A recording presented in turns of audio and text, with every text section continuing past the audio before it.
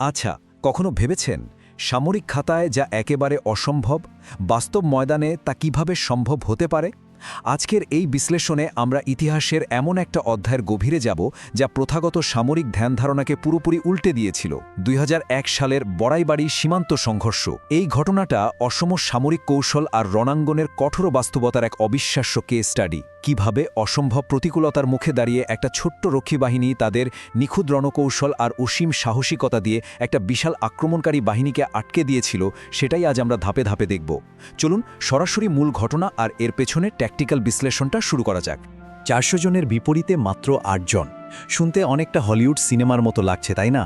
কিন্তু ২০০১ সালের ১৮ই এপ্রিল ভোররাতে বড়াইবাড়ি বিডিআর ক্যাম্পের রক্ষীদের সামনে এটাই ছিল এক নির্মম বাস্তবতা।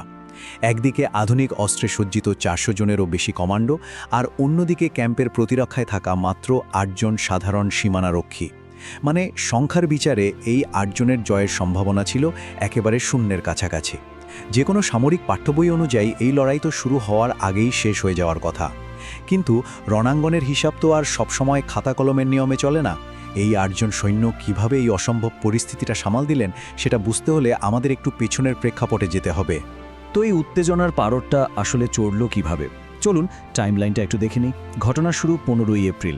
দীর্ঘ আলোচনার পরও কোনো সমাধান না পেয়ে বিডিআর সদস্যরা পাদুয়া এলাকাটি পুনরুদ্ধার করে সেখানে বাংলাদেশের পতাকা ওড়ায়। স্বাভাবিকভাবেই অপর পক্ষের জন্য এটা ছিল একটা বড় ধাক্কা।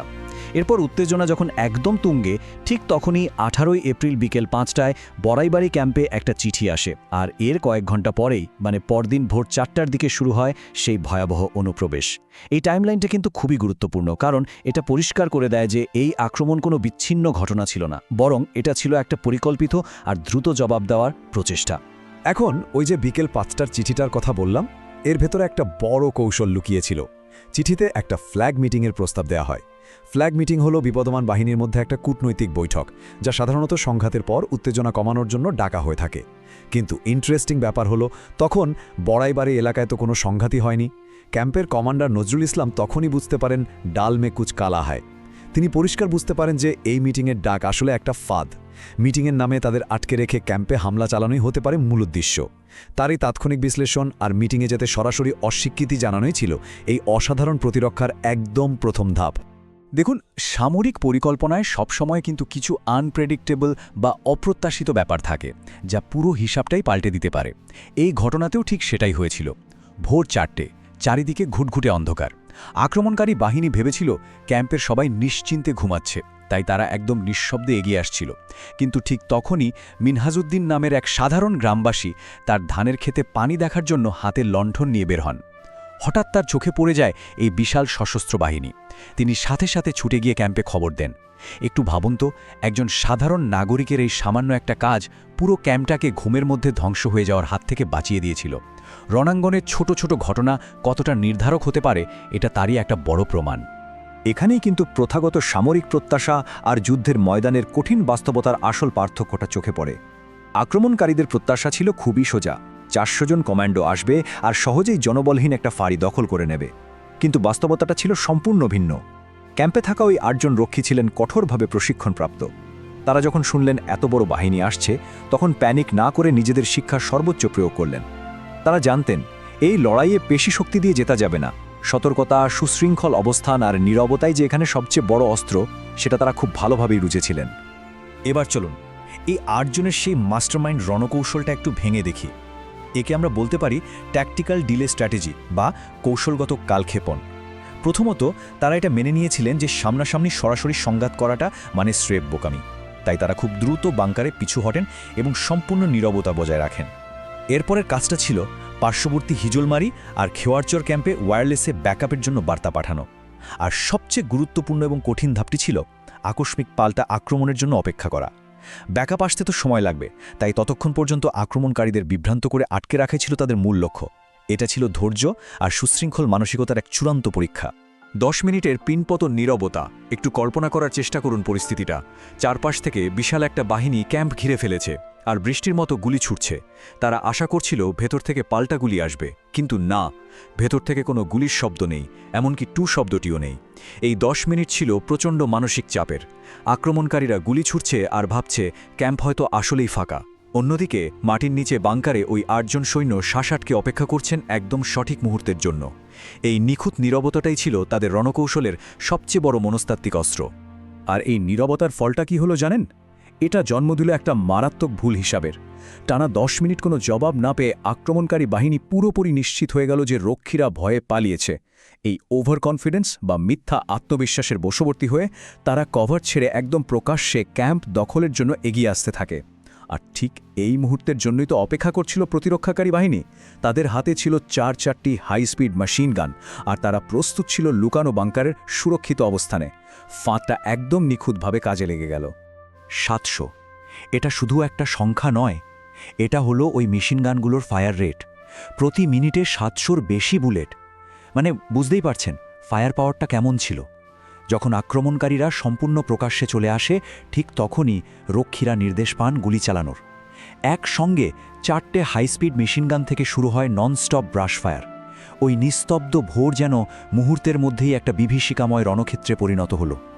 বাংকার থেকে আসা এই আকস্মিক আর প্রচণ্ড ফায়ার পাওয়ার আক্রমণকারীদের দাঁড়ানোর বা কোনো কিছু বোঝার সুযোগই দেয়নি। এই অনবরত ব্রাশ ফায়ার কিন্তু পুরো যুদ্ধের মোড়টাই ঘুরিয়ে দিল। কোথা থেকে এমন ভয়াবহ গুলি আসছে সেটা বুঝতে না পেরে অগ্রসরমান বাহিনী পুরোপুরি হতভম্ব হয়ে পড়ে। চরম আতঙ্কে দিগ্ভ্রান্তের মতো তারা ছুটাছুটি শুরু করে, যার ফলে তাৎক্ষণিক হতাহতের শিকার হন অনেকে। আর ঠিক এই সময়ের মধ্যেই ওই যে ওয়্যারলেস বার্তা পাঠানো হয়েছিল, তার ফলস্বরূপ পার্শ্ববর্তী ক্যাম্প থেকে আরও 16 জন বিডিআর সদস্য এসে যোগ দেন। এখন তাদের সংখ্যা দাঁড়ালো 24। এইমাত্র 24 জন মিলে সকাল 10টা পর্যন্ত ওই বিশাল বাহিনীকে আটকে রাখতে সক্ষম হন। তাদের সেই ট্যাকটিক্যাল ডিলে স্ট্র্যাটেজি একদম শতভাগ সফলভাবে কাজ করেছিল। আর এই যে এতক্ষণ ধরে তারা সময় কিনল, কৌশলগত কালক্ষেপণের আসল সুফলটা পাওয়া গেল ঠিক এই পর্যায়ে এসে। সকাল গড়িয়ে যাওয়ার পর জামালপুর থেকে 33 রাইফেল ব্যাটালিয়নের commanding officer lieutenant colonel A জামানের নেতৃত্বে ভারী অতিরিক্ত বাহিনী বড়াইবাড়িতে এসে পৌঁছায়। ওই গুটি কয়েক রক্ষী নিজেদের জীবন বাজি রেখে যে সময়টা বের করে এনেছিল, সেটাই এই অতিরিক্ত বাহিনীকে পৌঁছানোর সুযোগ করে দেয়। এই ভারী বাহিনীর আগমন দেখা মাত্রই আক্রমণকারীদের ক্যাম্প দখলের স্বপ্ন একেবারে ভেঙে চুরমার হয়ে যায় এবং তারা পিছু হটতে বাধ্য হয়। এটা ছিল ওই 8 জনের নেওয়া প্রাথমিক সিদ্ধান্তের একটা দারুণ চূড়ান্ত বিজয়। যে কোনো সংঘাতেরই তো একটা নির্মম মানবিক মূল্য থাকে, তাই না? আমরা যদি এই সংঘর্ষের নথিভুক্ত ফলাফলের দিকে তাকাই, তাহলে যুদ্ধের একটা বস্তুনিষ্ঠ চিত্র দেখতে পাব। ভারতীয় সীমান্তরক্ষী বাহিনীর 16 জনের মৃতদেহ বাংলাদেশের সীমানার ভেতর থেকে উদ্ধার করা হয় এবং 2 জনকে পথ হারানো অবস্থায় গ্রামবাসীরা আটক করে পরে হস্তান্তর করে। অন্যদিকে বাংলাদেশের বিডিআর বাহিনীর 3 জন সদস্য সিপাহী ওয়াহিদুজ্জামান, সিপাহী মাহফুজুর রহমান এবং সিপাহী আব্দুল কাদের এই লড়াইয়ে শহীদ হন। সামরিক কৌশল যত নিখুঁতই হোক না কেন, রণাঙ্গনে যে জীবনের একটা চরম মূল্য চোকাতে হয়, এই পরিসংখ্যানটা আমাদের সেটাই স্মরণ করিয়ে দেয়। ময়দানের লড়াই শেষ হলেও এর পেছনের ভূ-রাজনৈতিক প্রভাবটা ছিল বেশ জটিল। মূল সংঘর্ষের পরও 2 দিন ধরে থেমে থেমে গোলাগুলি চলেছিল। এরপরই শুরু হয় কূটনৈতিক তৎপরতা। দিল্লি থেকে বাংলাদেশের ওপর কূটনৈতিক চাপ প্রয়োগ করা হয়। পরিস্থিতির জটিলতায় বাংলাদেশের তৎকালীন প্রধানমন্ত্রী ভারতীয় প্রধানমন্ত্রীকে ফোন করে দুঃখ প্রকাশ করেন, যা নিয়ে দেশের ভেতরে বেশ সমালোচনা হয়েছিল। তবে সবচেয়ে আশ্চর্যের বিষয় হলো, এত বড় একটা অনুপ্রবেশ আর সংঘর্ষের পর আনুষ্ঠানিকভাবে কোনো তদন্ত কমিটি গঠন করা হয়নি বা কাউকেই এর জন্য দায়ী করা হয়নি। আর এই জটিল ভূ-রাজনৈতিক হিসাব নিকাশের বলি হতে হলো সেই বীরত্বপূর্ণ ইতিহাসটাকে। একটা বিশাল বাহিনীর সামনে বুক চিতিয়ে লড়াই করা সেই রক্ষীদের কোনো রাষ্ট্রীয় সম্মান বা পদক দেওয়া হয়নি। উল্টো সরকারি নির্দেশে সেই যুদ্ধে বেঁচে যাওয়া অনেক সদস্যকে নিঃশব্দে অন্যত্র বদলি করে দেয়া হয়েছিল, যাতে এই ঘটনা নিয়ে নতুন করে আর কোনো বিতর্ক তৈরি না হয়। আমাদের পাঠ্য বইগুলোতেও এই অসাধারণ রণকৌশলের কোনো উল্লেখ নেই। এটা যেন পরিণত হয়েছে এক অস্বীকৃত উত্তরাধিকারে, যা কেবল স্থানীয় মানুষের মুখে মুখে আর পুরনো খবরের কাগজের পাতাতেই বেঁচে আছে। তাহলে পুরো বিশ্লেষণটা শেষে একটা বড় প্রশ্ন কিন্তু থেকেই যায়। যখন একটা অসাধারণ কৌশলগত প্রতিরক্ষার ইতিহাস রাজনৈতিকভাবে অস্বস্তিকর হয়ে ওঠে, তখন আসলে তার পরিণতি কী হয়? বড়াইবাড়ির ঘটনাটা শুধু একটা সাধারণ সীমান্ত সংঘর্ষ নয়, এটা শেখায় কিভাবে চরম বিপদের মুখে দাঁড়িয়েও তীক্ষ্ণ বুদ্ধি, ধৈর্য আর নীরবতা সবচেয়ে বড় হাতিয়ার হয়ে উঠতে পারে। কিন্তু একই সাথে এটা আমাদের এই করুণ বাস্তবতারও মুখোমুখি করে যে অনেক সময় প্রকৃত বীরত্ব আর সামরিক শ্রেষ্ঠত্ব ইতিহাসের পাতায় স্রেফ রাজনৈতিক সমীকরণের কারণে হারিয়ে যায়। আজকের এই বিশ্লেষণটা এখানেই শেষ করছি। এই অসাধারণ রণকৌশল আর এর পরিণতি নিয়ে একটু ভেবে দেখবেন।